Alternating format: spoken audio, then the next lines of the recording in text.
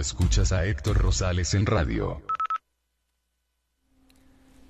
El retrato de Dorian Gray, capítulo 4. Una tarde, un mes después, Dorian Gray estaba reclinado en un lujoso sillón en la biblioteca de Lord Henry en Mayfair. Era a su manera una habitación muy encantadora con su alta entabladura de paneles de roble teñido de oliva, su friso color crema y techo de yeso con relieve, y su alfombra de fieltro color ladrillo salpicada con alfombrillas persas de seda con largos flecos. Sobre una pequeña mesa satinada se erigía una estatuilla de Clodion, y a su lado había una copia de Les Cent Nouvelles, encuadernada para Margaret de Valois por Clovin Epp y espolvoreada con las margaritas doradas que la reina había escogido como emblema.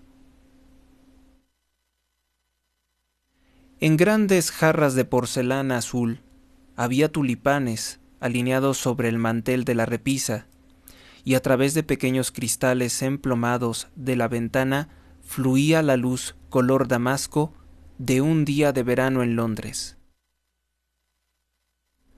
Lord Henry aún no había venido. Siempre llegaba tarde por principio. Su principio era que la puntualidad era como un ladrón de tiempo, de modo que el jovencito miraba bastante malhumorado y con dedos indiferentes daba vueltas a las páginas de una edición elaborada, ilustrada de Manon Lescaut, que había encontrado en uno de los anaqueles. El tic-tac monótono y formal del reloj Luis XVI, Luis XIV, le molestaba. Una o dos veces pensó en retirarse. Página 73. Finalmente escuchó una pisada afuera y la puerta se abrió. «¡Qué tarde llegaste, Harry!», murmuró. «Me temo que no soy Harry, señor Gray», contestó con una voz chillona. Echó un rápido vistazo y se levantó. «Le ruego su perdón», pensó que era mi marido. «Solamente soy su esposa», declaró. «Debe permitirme presentarme. Lo conozco completamente bien a usted por sus fotografías. Creo que mi esposo tiene 17. «No 17, Lady Henry». «Bien dicho». «Bien, entonces 18. Y lo vi con él el otro día en la ópera». Ella se reía con nerviosismo mientras hablaba y lo observaba con sus vagos ojos. «No me olvides». Era una mujer curiosa, cuyos vestidos siempre se veían como si hubiesen sido diseñados con ira y puestos en una tempestad. Usualmente estaba enamorada de alguien, y como su pasión nunca era correspondida, había conservado todas sus ilusiones. Trataba de lucir pintoresca, pero solo lograba estar desarreglada. Su nombre era Victoria y tenía una manía perfecta por ir a la iglesia. Eso fue en Lohengrin, Lady Henry, ¿no? O sea, la obra de ópera que estaban representando era de Wagner. Lohengrin. Sí, eso fue en el querido Lohengrin. Me gusta la música de Wagner, más que la de nadie. Es tan estridente que uno puede hablar todo el tiempo sin que nadie escuche lo que uno dice. Esa es una gran ventaja. ¿No lo cree así, señor Gray? La misma risa incisiva irrumpió de sus labios y sus dedos comenzaron a jugar con un largo cortapapeles de Carey. Dorian sonrió y manoseó la cabeza. Dorian sonrió y meneó su cabeza. Página 73. Página 74. Me temo que no lo creo así, Lady Harry. Nunca hablo mientras oigo música, al menos buena música. Si uno escucha música mala, es un deber caer en la conversación. Esa es una de las posturas de Harry, ¿no, señor Gray? Siempre escucho las posturas de Harry entre sus amigos. Es la única forma en que las conozco. Pero usted no debe de pensar que no me gusta la buena música. La adoro, pero me asusta. Me vuelve demasiado romántica. Simplemente he adorado pianistas, 2 al mismo tiempo, algunas veces, me dice Harry. No sé qué tiene. Quizás solo es que son extranjeros. Todos lo son, ¿verdad? Incluso aquellos que han nacido en Inglaterra se vuelven extranjeros después de un tiempo, ¿no? Son tan diestros y le hacen un gran halago al arte haciéndole cosmopolita, ¿no? Usted nunca ha estado en ninguna de mis fiestas, ¿no es así, señor Grey? Debe venir. Puedo no tener orquídeas, pero no escatimo en gastos en extranjeros. Hacen lucir los salones pintorescos. Pero aquí está Harry. Harry, vine buscándote para preguntarte algo. Olvidé qué era y encontré al señor Grey. Aquí está. Hemos tenido una charla placentera sobre música. Tenemos totalmente las mismas ideas. No, pienso que nuestras ideas son totalmente diferentes, pero ha sido de lo más complaciente. Estoy tan contenta de haberlo visto. Estoy encantado, mi amor, completamente encantado, dijo Lord Henry, elevando sus oscuras cejas en forma de luna creciente y mirándolos con una divertida sonrisa. Lamento tanto llegar tarde, Dorian. Fui a buscar una pieza de antiguo brocado en la calle de Wardour y debí regatear durante horas por ella. Hoy en día la gente conoce el precio de todas las cosas y el valor de ninguna. Me temo que debo irme, exclamó Lord Henry. Página 75. Rompiendo un silencio embarazoso, con su tonta y súbita risa, he prometido conducir con la duquesa. Adiós, señor Grey, adiós, Harry. Cenará fuera, supongo, también yo. Quizás los vea en la casa de Lady Thornbury. No tengo duda, querida, dijo Lord Henry, cerrando la puerta detrás de ella, mientras que luciendo como un ave del paraíso, que ha estado fuera toda la noche de la lluvia, ella salió de la habitación dejando un aroma desvaído de frangipán. Luego prendió un cigarrillo y se arrojó en el sofá. Nunca te cases con una mujer con cabello color rojizo, Dorian, dijo después de unas pocas pintadas. ¿Por qué, señor Harry? Porque son demasiado sentimentales, pero no me gusta la gente sentimental. Nunca te cases, Dorian. Los hombres se casan porque están cansados, las mujeres porque son curiosas. Ambos se desilusionan. Bueno, esta es la opinión de Dorian Gray. Esta es la opinión, de Oscar Wilde, un autor homosexual. No creo probablemente que yo me case, Harry, dijo Dorian Gray. Estoy demasiado enamorado. Ese es uno de tus aforismos. Lo estoy poniendo en práctica, como hago con cada cosa que me dices. ¿De quién estás enamorado?, preguntó Lord Henry después de una pausa. De una actriz, dijo Dorian Gray sonrojándose. Lord Henry se encogió de hombros. Ese es un debut bastante común. No dirías eso si la vieras, Harry. ¿Quién es ella?, preguntó Lord Henry. Su nombre es Sybil Van. Nunca escuché hablar de ella.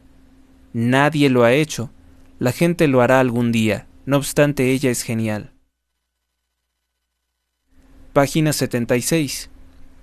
Mi querido muchacho, ninguna mujer es genial.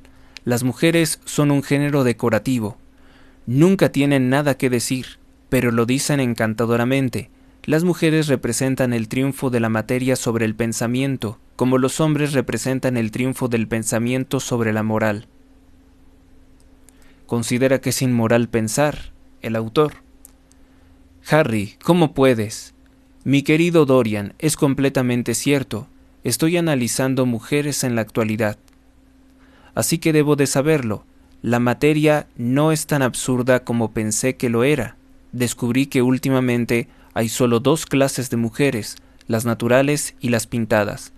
Las mujeres naturales son muy útiles. Si deseas ganar una reputación y respetabilidad, simplemente debes de tenerlas para la cena. Las otras mujeres son muy encantadoras, cometen un error sin embargo, se pintan para tratar de verse jóvenes. Nuestras abuelas se pintan para tratar de hablar brillantemente. El Rogue y el Spirit solían ir juntos. Eso se acabó ahora. En cuanto una mujer puede verse 10 años más joven que su propia hija, está perfectamente satisfecha. A propósito, hay solo 5 mujeres en Londres con las cuales vale la pena hablar, y 2 de ellas no pueden ser admitidas en la sociedad decente. No obstante, cuéntame sobre tu genio. ¿Cuánto hace que la conoces? Ah, Harry, tus puntos de vista me aterrorizan. Nunca pienses eso. ¿Cuánto hace que la conoces? Casi 3 semanas. ¿Y dónde la encontraste? Te lo diré, Harry, pero no debes de ser apático al respecto. Después de todo, nunca hubiera sucedido si no te hubiera conocido. Me llenaste de un deseo salvaje por conocer todo sobre la vida durante los días después. Página 77. Los días después que te conocí, algo parecía palpitar en mis venas. Cuando haraganeaba en el parque o vagaba por Piccadilly, solía mirar a todos los que pasaban a mi lado y me preguntaba, con una loca curiosidad, ¿qué clase de vida llevarán? Algunos me fascinaban, otros me llenaban de terror. Había un veneno exquisito en el aire. Tuve una pasión por las sensaciones. Bien, una noche alrededor de las 7, resolví ir en busca de alguna aventura. Sentí que este monstruo y gris Londres nuestro, con sus multitudes de gentes, sus sórdidos pecadores y sus espléndidos pecados, como dijiste una vez, debía estar reservándome algo. Imaginé miles de cosas. El simple peligro me dio un sentido del deleite. Recordé lo que me habías dicho esa noche maravillosa en que cenamos por primera vez juntos, sobre que la búsqueda de la belleza era el secreto real de la vida. No sé qué esperaba, pero salí y vagué en dirección al este, y pronto me perdí en un laberinto de calles sucias y negras, plazas sin césped. Cerca de las 8:30 pasé por un absurdo teatrillo, con grandes luces de gas encendidas y brillantes carteles. Un horrible judío, con el más asombroso chaleco que he contemplado en mi vida, estaba parado en la entrada fumando un vil cigarro. Tenía sortijas pringosas y un enorme diamante que brillaba sobre el centro de una remera manchada. «¿Tiene palco, milord?», dijo cuando me vio, y me sacó el sombrero con un aire de servilismo suntuoso. Había algo en él, en el judío, Harry, que me divertía. Era como un monstruo. Te reirás de mí, lo sé, pero realmente entré y pagué una guinea entera por un palco en ese teatro. Hoy no puedo descubrir por qué lo hice. Y si lo hubiera hecho, mi querido Harry, si no lo hubiera hecho, habría perdido el romance más grande de mi vida. Y veo que te estás riendo. Es horrible de tu parte. No estoy riendo, Dorian. Al menos no me estoy riendo de ti. Página 78. Pero no deberías decir el romance más grande de tu vida. Siempre serás amado y siempre estarás enamorado. Una grande pasión. Una grande passion. Es el privilegio de la gente que no tiene nada que hacer. Esa es la única costumbre de las clases ociosas de un país. No te preocupes, hay cosas exquisitas reservadas para ti. Esto es simplemente el comienzo. ¿Consideras mi naturaleza tan superficial?, exclamó Dorian Gray con ira. No, considero que tu naturaleza es demasiado profunda. ¿Qué quieres decir? Mi querido muchacho, la gente que ama solamente una vez en su vida es realmente superficial. Lo que llaman su lealtad y su fidelidad, puedo llamarlo letargo de la costumbre o falta de imaginación. La fidelidad es para la vida emocional lo que la consistencia para la vida del intelecto. Simplemente una confesión de fracaso. Fidelidad. Debo de analizar algún día. La pasión por la propiedad está en ella. Hay muchas cosas que desecharíamos si no temiéramos que otros las recogieran. Pero no deseo interrumpirte. Continúa con tu historia. Bien, me encontré ubicado en un horrible y pequeño palco con un telón vulgar brillando ante mi rostro. Miré detrás de la cortina y examiné la sala. Era una cosa chillona, llena de cupidos y cornucopias. Con un pastel de boda de ínfima calidad, la galería y el patio de las butacas estaban regularmente llenos, pero las dos filas sucias butacas estaban completamente vacías y había apenas una persona en lo que supongo llamarían el anfiteatro. Las mujeres iban con naranjas y cervezas de jengibre y había una terrible consumición de nueces. Página 79. Debe haber sido como en los días prósperos del teatro británico. Precisamente así imagino y muy deprimente, comencé a preguntarme ¿qué hacer cuando visualice el programa? ¿De qué crees que trataba la obra, Harry? Supongo que el muchacho idiota o mudo pero inocente. A nuestros padres solía gustarles este tipo de obras, creo. Más tiempo vivo, Dorian, más agudamente siento que lo que era bueno para nuestros padres no es bueno para nosotros. En el arte como en la política, les grands-pères ont toujours tort. ¿Qué significa esta expresión? Los abuelos estuvieron siempre equivocados, es la expresión en francés. La obra era buena para nosotros, Harry, era Romeo y Julieta. Yo estaba bastante molesto con la idea de ver a Shakespeare representado en tan miserable lugar. Incluso así, me sentía interesado en algún sentido. De todos modos, resolví esperar el primer acto. Había una espantosa orquesta presidida por un joven judío, un joven hebreo, que se sentó frente al piano resquebrajado, que casi me ahuyentó. Pero finalmente el telón se levantó y la obra comenzó.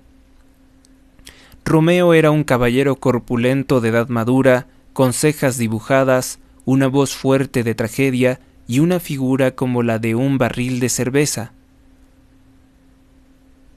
Mercucio era casi tan malo. También interpretado por un bajo comediante que había introducido payasadas propias y estaba en los términos más amigables con el patio de butacas. Ambos eran tan grotescos como el escenario, y eso se veía como si hubiera salido de una casilla de campo. Pero Julieta, Harry, imagina a una niña casi de 17 años, con un rostro pequeño, como una flor, una pequeña cabeza griega con trenzas de cabello marrón oscuro, ojos que eran manantiales violetas de pasión, labios que eran como los pétalos de una rosa. Ella era la cosa más adorable que yo había visto en mi vida. Página 80. Me dijiste que la compasión te dejó inmóvil, pero esa belleza pudo llenar tus ojos de lágrimas. Te lo confieso, Harry, apenas podía ver a la muchacha por la cantidad de lágrimas que inundaron mis ojos, y su voz nunca escuché una voz parecida. Al principio era muy baja, con tiernas notas que parecían caer separadamente en el oído. Luego se volvió un poco más audible y sonó como una flauta o un oboe distante. En la escena del jardín tenía todo el éxtasis trémulo que se escucha justo antes del alba cuando están cantando los ruiseñores. Después hubo momentos en los que tenía la pasión salvaje de los violines, ¿sabes? Como una voz que puede perturbarte. Tu voz y la de Sibyl Vane son dos cosas que nunca olvidaré. Cuando cierro mis ojos las escucho y cada una dice algo diferente. No sé a cuál seguir. Pregunta: ¿por qué no debería de amarla, Harry? La amo. Ella es todo para mí en la vida. Noche tras noche voy a ver su obra. Una noche es Rosalinda y a la siguiente noche es Imogenia. La he visto morir en la lobreguez de una tumba italiana, absorbiendo el veneno de los labios de su amante. Ese es el caso de Romeo. La he visto vagar por el bosque de Arden, disfrazada de un hermoso muchacho en calzas, jubón y refinado bonete. Ella ha estado loca y se ha presentado ante el rey culpable, y le ha dado ruda para consumir y amargas hierbas para probar. Ella ha sido inocente y las manos negras del celoso han estrangulado su garganta de junco. Creo que es una representación de Juana de Arco también. La he visto en cada época y en cada costumbre. Las mujeres ordinarias nunca apelan a la imaginación de uno, están limitadas a su siglo. Ningún hechizo las transfigura jamás. Uno conoce sus mentes tan fáciles como conoce sus sombreros. Uno puede encontrarlas siempre. No hay misterio en ninguna de ellas. Cabalgan en el parque por la mañana y parlotean en las reuniones de té por la tarde. Página 81. Tiene una sonrisa estereotipada y un estilo de moda. Son totalmente obvias. Pero una actriz, ¿qué diferente es una actriz? Harry, ¿por qué no me dijiste que la única cosa que vale la pena amar es una actriz? Él le respondió: porque he amado muchas, Dorian. Oh sí, gente ominosa con cabello teñido y rostros pintados. No menosprecies el cabello teñido y los rostros pintados, hay un encanto extraordinario en ellos, a veces, dijo Lord Henry. Ahora quisiera no haberte contado sobre Sybil Vane. No pudiste evitar contármelo, Dorian. A lo largo de toda tu vida me dirás todo lo que hagas. Sí, Harry, creo que es cierto. No puedo evitar contarte cosas. Tienes una curiosa influencia sobre mí. Si alguna vez cometiera un crimen, vendría a confesártelo. Tú me entenderías. Las personas como tú, tercos rayos del sol de la vida, tercos rayos del sol en la vida, no cometen crímenes, Dorian. Pero estoy muy agradecido por el cumplido de todos modos. Y ahora cuéntame. Alcánzame los fósforos. Como un buen chico, gracias. ¿Cuáles son tus relaciones actuales con Sybil Vane? Dorian Gray dio un salto con las mejillas sonrosadas y los ojos hirviendo. Harry, Sybil Vane es sagrada. Solamente las cosas sagradas merecen ser tocadas, Dorian, dijo Lord Henry, con un toque extraño de compasión en su voz. Pero, ¿por qué deberías molestarte? Supongo que te pertenecerá algún día. Cuando uno está enamorado, uno siempre comienza engañándose y siempre termina engañando a otros. Eso es lo que el mundo llama romance. Supongo que lo conoces de todos modos. Página 82. Por supuesto que lo conozco. La primera noche que estuve en el teatro, el horrible viejo judío vino al palco después del espectáculo. Me ofreció llevarme detrás del escenario y presentármela. Me enfurecí con él y le dije que Julieta estaba muerta hacía cientos de años y que su cuerpo estaba reposando en una tumba de mármol en Verona. Pienso que su confusa mirada de asombro, que estaba bajo la impresión de que yo había tomado demasiado champán o algo así. Yo no estoy sorprendido. Luego me preguntó si yo escribía para algún diario. Le dije que nunca los leía. Parecía terriblemente desilusionado por eso el judío, y confió que todas las críticas dramáticas estaban conspirando contra él. Y que estaban todas compradas. No me sorprendería que estuviera totalmente acertado, pero por otro lado, juzgando por las apariencias, la mayoría de ellas no pudieron ser caras en absoluto. Bien, pero parecía pensar que estaba más allá de sus medios, rió Dorian. En aquel momento, no obstante, las luces se estaban apagando en el teatro y debí de irme. Quería que probara unos cigarrillos que me recomendaba enfáticamente. Me rehusé. La noche siguiente, por supuesto, volví al lugar. Cuando me vio, me hizo una leve reverencia y me aseguró que yo era un generoso padrino del arte. Era el bruto más ofensivo, aunque tuviera una pasión extraordinaria por Shakespeare. Me dijo enseguida este judío, con aire de orgullo, que sus 5 quiebras se debían enteramente a el bardo, como insistía en llamarlo. Parecía creer que era una distinción. Es una distinción, mi querido Dorian, una gran distinción. La mayoría de las personas se arruinan por haber invertido demasiado en la prosa de la vida. Haberse arruinado por la poesía es un honor, pero ¿cuándo le hablaste por primera vez a la señora Sybil Vane? La tercera noche. Ella había estado interpretando a Rosalinda. No pude evitar ir detrás del escenario. Le habían tirado algunas flores y ella me había mirado. Al menos imaginé que lo había hecho. El viejo judío era persistente. Parecía resuelto a llevarme, así que acepté. Era curioso. En mí no quería conocerla, ¿no? No, no lo creo. ¿Por qué, mi querido Harry? Te lo diré en alguna otra ocasión. Ahora quiero saber sobre la muchacha. ¿Sybil? Oh, estuvo tan tímida y tan gentil. Hay algo de niña en ella. Sus ojos se ensancharon con asombro exquisito cuando le dije lo que pensaba de su actuación, y parecía completamente inconsciente de su poder. Pienso que ambos estábamos bastante nerviosos. El viejo judío estaba parado en el umbral de la puerta sucia, de esta sucia habitación color verde, haciendo muecas, elaborando discursos sobre nosotros, mientras estábamos parados mirándonos el uno al otro como niños. El judío insistía en llamarme Milord, así que debí asegurarle a Sybil que no era nada de esa índole. Ella me dijo simplemente: «Te ves más bien como un príncipe, te llamaré príncipe encantador». Bajo mi palabra, Dorian, la señorita Sybil sabe cómo pagar los cumplidos. No la entiendes, Harry. Me consideraba simplemente como un personaje de una obra de teatro. No sabe nada de la vida. Vive con su madre, una mujer pálida y cansada que interpreta a Lady Capuleto, con una especie de funda color magenta,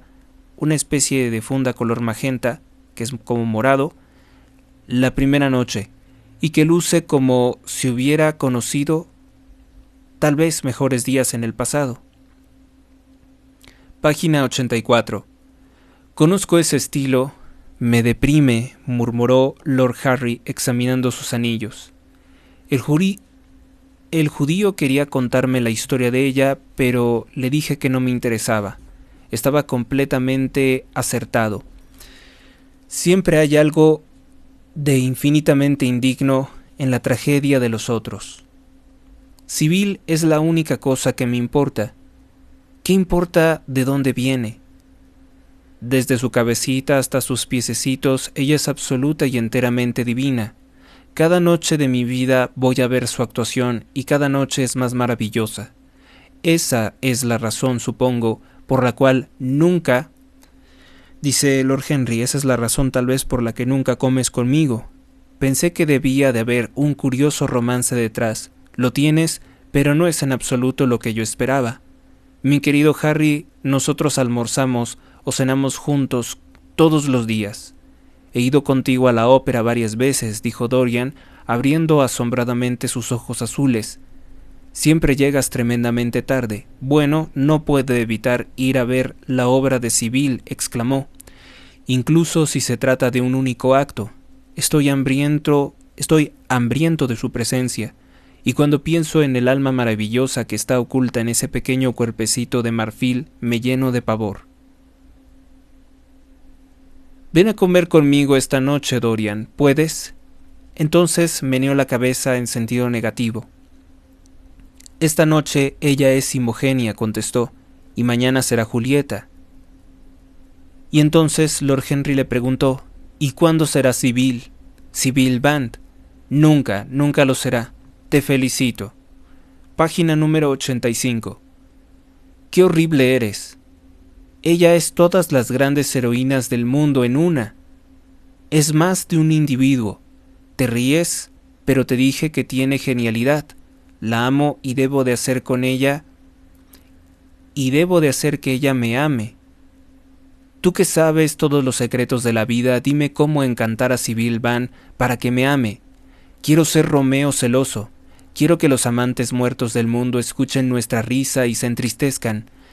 Quiero que un soplo de nuestra pasión agite su polvo y los haga conscientes. Quiero despertar sus cenizas por el dolor. Mi Dios, Harry, cómo la adoro. Iba a un lado al otro de la habitación mientras hablaba. Manchas turbulentas del carmesí se encendieron en sus mejillas. Estaba terriblemente excitado. Lord Henry lo buscaba, lo observaba con un sutil sentido de placer. Qué diferente era ahora aquel tímido chico amedrentado que había conocido en el estudio de Basil Hallward. Su naturaleza se había desarrollado como una flor, había dado a la luz capullos de fuego escarlata, había arrastrado su alma fuera del escondite secreto, y el deseo lo había encontrado allí. ¿Y qué propones hacer?, dijo Lord Henry finalmente. Quiero que tú y Basil vengan conmigo a la noche de su actuación. No tengo el más leve temor sobre el resultado. Ustedes seguramente reconocerán su genialidad. Luego debemos de sacarla de las garras del judío. Está ligada a él desde hace 3 años, al menos 2 años y 8 meses. Deberé pagarle algo, por supuesto. Cuando todo eso esté dispuesto, tomaré el teatro de West End y la revelaré propiamente. La revelaré apropiadamente, es decir, la presentará como una gran artista. Ella enloquecerá al mundo como me ha enloquecido a mí. Eso sería imposible, mi querido muchacho. Sí, lo hará. Ella no tiene solo arte consumado, instinto artístico también. También tiene personalidad, y a menudo me ha dicho que las personalidades no lo son, dice, no los principios. Las personalidades y no los principios son lo que mueven a una época. Bien, ¿qué noche iremos al teatro? Déjame ver, hoy es martes, arreglemos esto para mañana. Ella interpretará a Julieta mañana. Correcto. En el Bristol a las 8 en punto y yo buscaré a Basil. No, a las 8 no. Harry, por favor. 6:30. Debemos estar allí antes de que se levante el telón. Debes verla en el primer acto cuando ella conoce a Romeo. 6:30. ¿Qué hora? Será como tomar el té o leer una novela inglesa. Debe de ser a las 7. Ningún caballero cena antes de las 7. ¿Lo verás a Basil entre hoy y mañana? ¿O deberé de enviarle un mensaje? Querido Basil, no lo he visto por una semana, es horrible de mi parte. Cuando me ha enviado mi retrato en el marco más maravilloso especialmente diseñado por él, y aunque estoy un poco celoso de la pintura por ser un mes completo más joven que yo, debo de admitir que me deleita. Quizás sería mejor que le escribieras. No quiero verlo solo. Dice cosas que me molestan, me da buenos consejos, y eso me molesta. Lord Henry sonrió. La gente es muy adicta a dar lo que más necesita ella misma. Es lo que llamo la profundidad de la generosidad. Oh, Basil es el mejor de los amigos, pero parece un poco filisteo. Desde que lo conozco, Harry ha descubierto eso. Basil, mi querido muchacho, pone todo el encanto de sí en su trabajo. La consecuencia es que no deja nada para la vida sino sus prejuicios y sus principios y su sentido común. Los únicos artistas que he conocido que son deliciosos personalmente son malos artistas.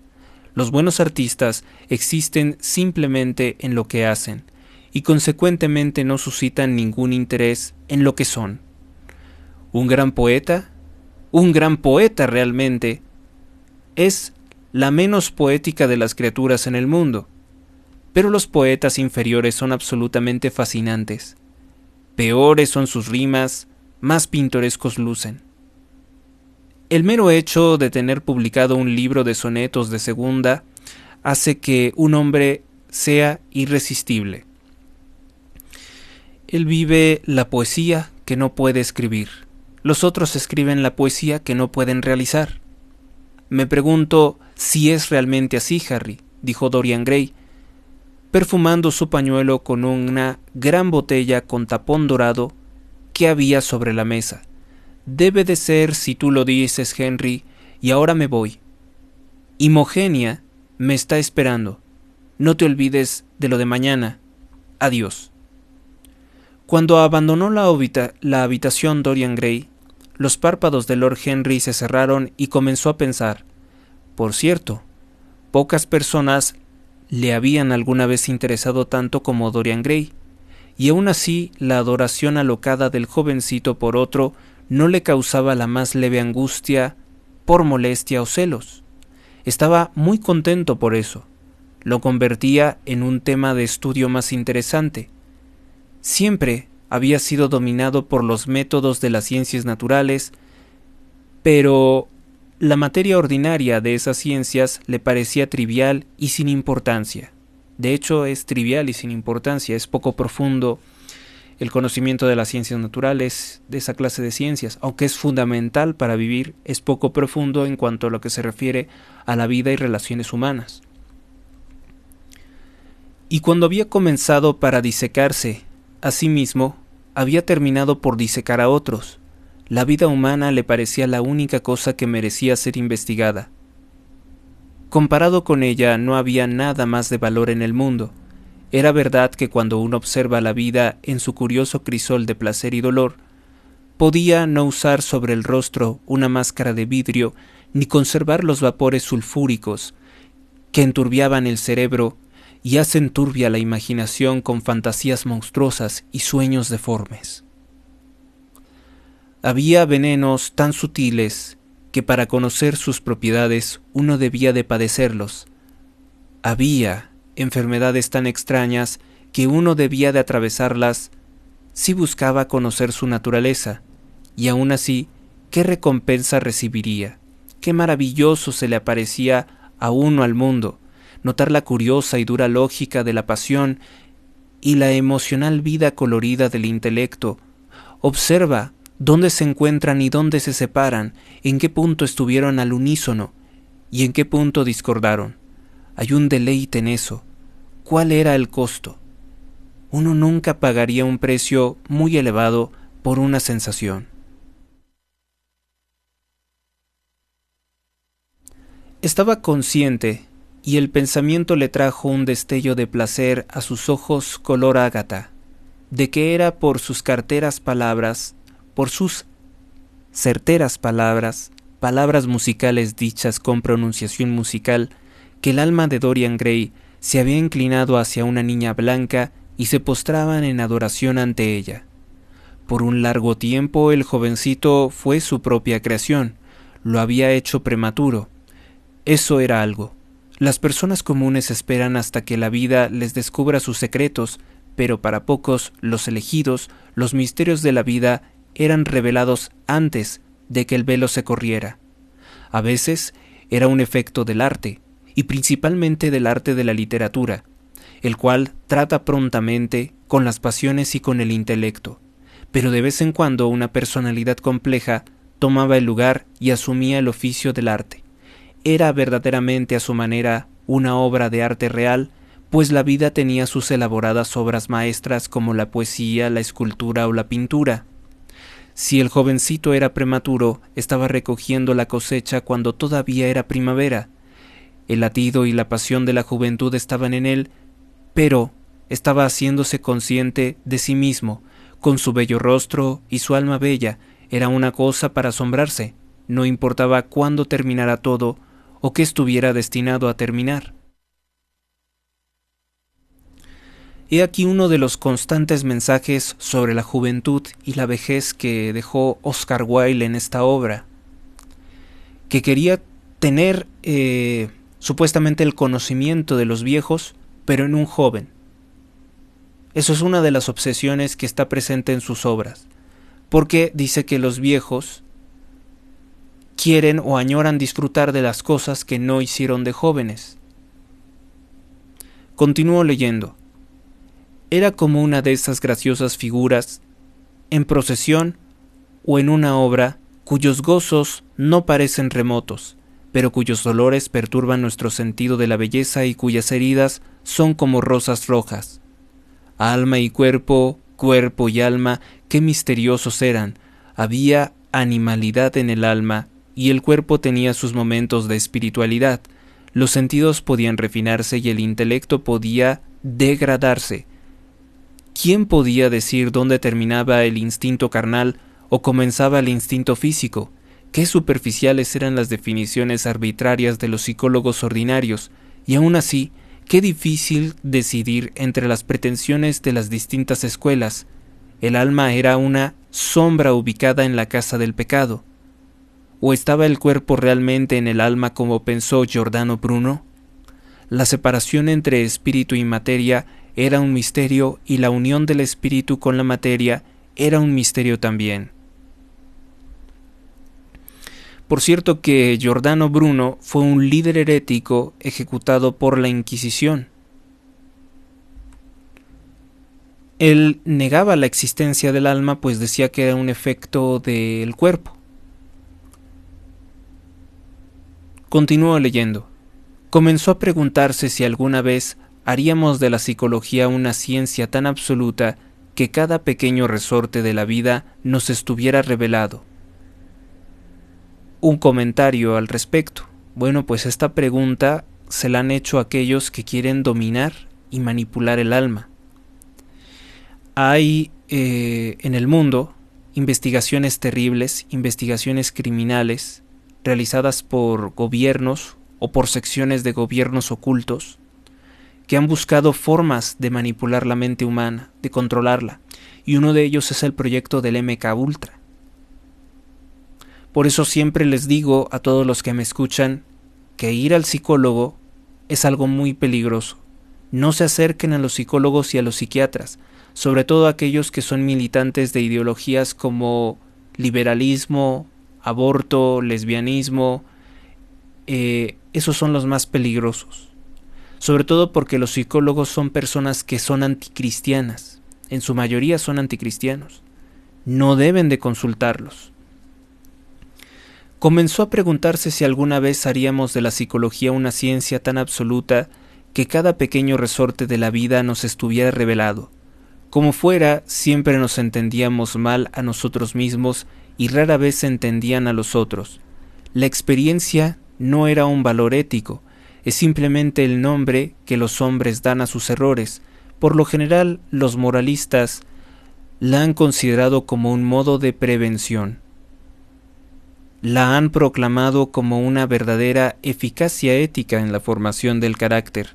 La han elogiado como algo que enseñó a seguir y nos mostró que evitar. Pero no había fuerza motriz en la experiencia, era tan poco activa como la misma conciencia.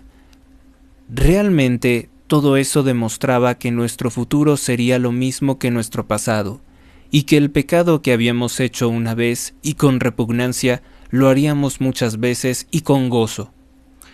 Página número 90.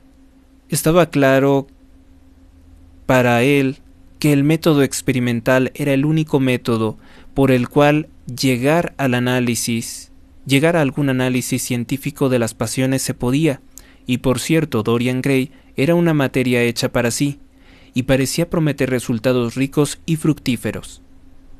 Su súbito amor alocado por Sybil Vane era un fenómeno psicológico de no escaso interés. No había dudado de que la curiosidad tenía mucho que ver con eso, la curiosidad y el deseo de nuevas experiencias, aunque no era una pasión simple sino bastante compleja. Lo que había en ella, de puro instinto sensual de la adolescencia, había sido transformado por obra de la imaginación, cambiado en algo que le parecía al jovencito Dorian Gray estar lejano de la sensatez, y por esa misma razón era todo más peligroso. Nuestros impulsos más débiles eran aquellos cuya naturaleza era consciente. A menudo sucedía que cuando pensábamos que estábamos experimentando con otros, realmente estábamos experimentando con nosotros mismos. Aquí un punto muy interesante que cita de la ciencia. ¿Influye en la materia que estamos estudiando el hecho de estarla estudiando? O sea, ¿nuestra observación modifica algo? Es a lo que se refiere. ¿Qué efecto tiene sobre nosotros el tratar de estar investigando algo, experimentando o analizando algo? Aquí lo expresa. Es de reconocérsele al autor. A menudo sucedía que cuando pensábamos que estábamos experimentando con otros, como conejillos de indias, realmente estábamos experimentando con nosotros mismos. Mientras Lord Henry estaba sentado soñando estas cosas, se oyó un golpe en la puerta y entró su criado para recordarle que era hora de vestirse y para comer. Se levantó y miró hacia la calle. El atardecer había afligido de oro escarlata las ventanas superiores de la casa de enfrente. Oro escarlata era el color. Los cristales fosforecían como discos de metal al rojo vivo. El cielo era como una rosa desfalleciente. Pensaba en la vida ferozmente colorida de un joven amigo y quiso saber cómo iba a terminar todo esto. Cuando volvió a casa, casi a las 12:30, vio un telegrama que yacía sobre la mesa del vestíbulo. Lo abrió y se encontró con que era Dorian Gray. Era para decirle que estaba comprometido en matrimonio con Sybil Vane. Así, tan rápidamente. Fin del capítulo número 4 del retrato de Dorian Gray por Oscar Wilde. Encuentra otros videos como este en el canal de Héctor Rosales Oficial. Hasta la próxima.